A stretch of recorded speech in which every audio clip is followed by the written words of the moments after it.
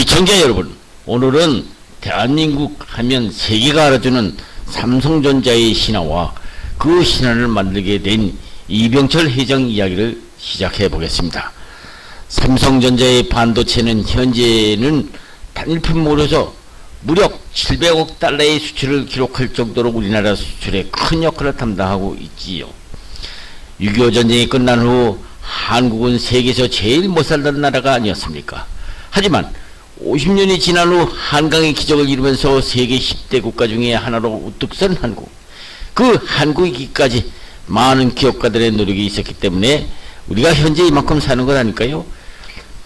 고 이병철 회장의 창업정신과 도전정신, 그리고 결단력과 미래를 보는 회의는 오늘날 젊은 세대들도 분명히 배워야 할 점이 아닙니까? 물론 그때와 지금은 현실이 다르지만은 창업정신과 도전정신은 배워야 될 점이 아닐까요? 반도체 개발은 고 박정희 전 대통령의 지시로 1966년 설립된 한국기술연구소에서 시작이 됐죠. 1977년 모토로라에서 일하다가 귀국한 강기동 박사는 한국 반도체를 세웠지 않았습니까? 전자시계를 반도체로 개발하다가 삼성에 넘어가 삼성 반도체 사업의 뿌리가 된 것입니다. 이병철 삼성그룹 선대 회장이 반도체에 본격 진출한다고 발표했을 때 반응은 차가웠습니다. 일본 미쓰비시 연구소도 한국의 이병철 계획을 듣고 적은 자본, 기술적 부재 등을 들어서 실패할 것이라고 예상까지 했었죠.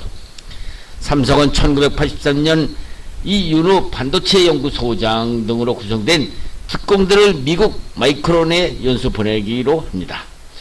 눈칫밥을 먹으며 켰눈질로 D램 설계 제조 기술을 배운 이들은 미국에서 돌아와서 사무실에 야전 침대를 펴놓고 밤낮듯이 일을 했죠. 6개월 만이던 12월 64K D램 개발에 성공을 했습니다. 손톱만한 칩 속에서 8,000자를 기억할 수 있는 고密도 반도체를 미국, 일본에 이어서 세계 세 번째로 만들게 된 것이죠. 그러나 어려움은 계속됩니다. 1987년 이병철 회장이 타계하자 일부 참모가 이건희 회장에게 반도체를 포기할 것을 제안까지 했다는 소문이 나돌기도 했죠. 그러나 이듬해인 1988년 극적 반전이 일어납니다. 3년 불황이 끝나자 반도체 품귀 현상이 벌어진 것이죠. 1992년 도시바를 제치고 D램 세계 1위로 부상을 하게 됩니다. 4M,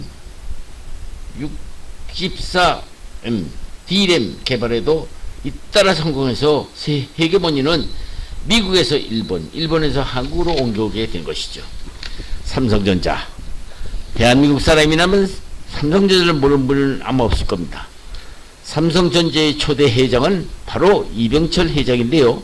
삼성전자의 시작은 1938년 3월 대구 광역시 중구에 삼성상해라는 작은 가게를 차리고부터 시작되었습니다.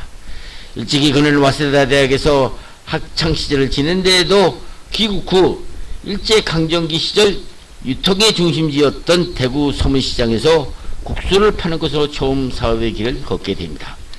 국수 장사를 성공하여서 사업 자금을 마련한 삼성 이병철은 또 다른 사업을 시작하는데요.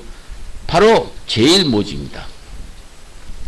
제일모직의 성공으로 삼성은 기업의 자리를 확보하게 되고 계속적으로 성장을 하다가 이병철의 아들 이건희가 한 가지 사업 계획서를 제출하게 됩니다.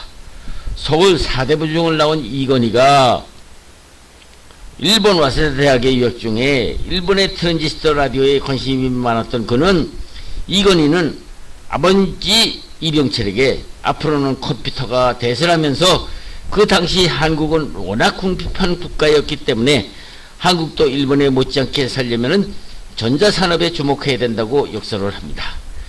그러자면 컴퓨터에는 반도체가 필수적이기 때문에 반도체 사업에 투자해야 한다고 이병철 회장에게 적극적으로 권유를 하죠.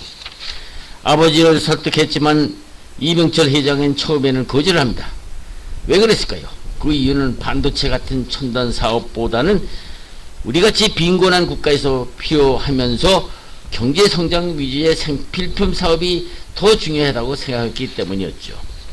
그러나 이건희는 새끼손가락만한 4분의 1 크기의 15만 개의 트랜지스터를 심어서 8만 개의 선으로 연결하는 초정밀 기술 제품이야말로 너무나 좋은 사업이라면서 계속 지속적인 설득에 이병철은 반도체 전문가들의 의견을 듣고 반도체 산업에 관심을 갖게 되는데요. 이병철은 반도체 첫 생산품으로 64K D램을 선택하고 1974년 박정희 대통령이 세웠던 카이스트 출신이었던 한국의 반도체를 인수하고 본격적으로 반도체 사업에 뛰어들게 됩니다. 그래도 이병철은 반도체 사업을 망설이게 됩니다.